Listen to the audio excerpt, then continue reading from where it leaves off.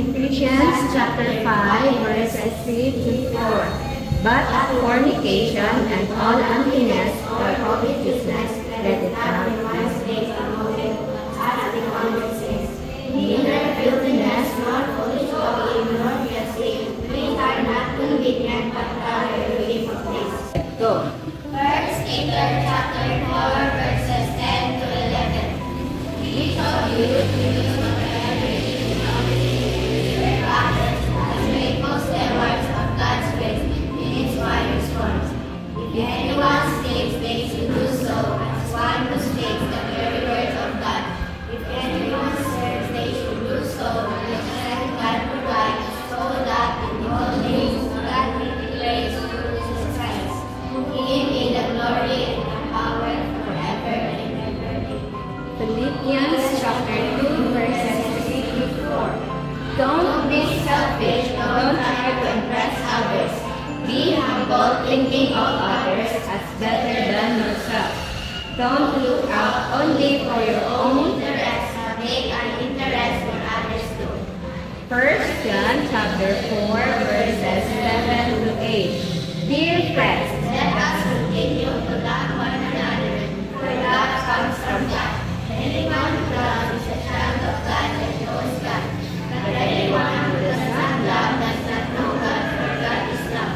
Matthew chapter 28, verses 18 to 20. Jesus came and told His disciples, I have been given all authority in heaven and on earth. Therefore, go and make disciples of all the nations, baptizing them in the name of the Father, and the Son, and the Holy Spirit. Teach these new disciples to obey all the commands I have given you.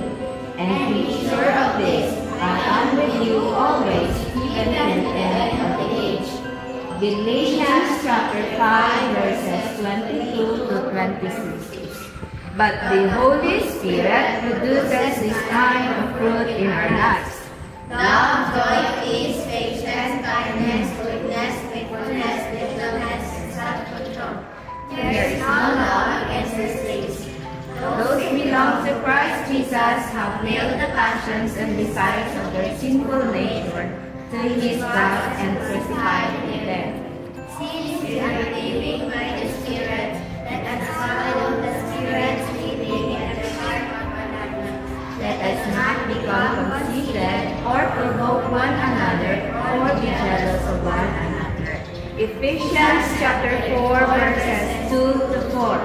Always be humble and gentle. Be patient and making allowance for each other's faults because of your love. Make every effort to keep yourselves united in the Spirit, binding yourselves together with peace. For there is one body and one Spirit, just as you have been called to one glorious hope for the 1 Peter chapter 1, verse 23. For you have been born again, but not to a life that will be there. Your new life will last forever because it comes from Abraham, living with God. 2 Timothy chapter 3, verses 14 to 17. But as for you, continue in what you have learned and have become convinced of, because you know those from whom you learned it, and how from infancy you have known the Holy Scriptures, which are able to make you wise for salvation through faith in Christ Jesus.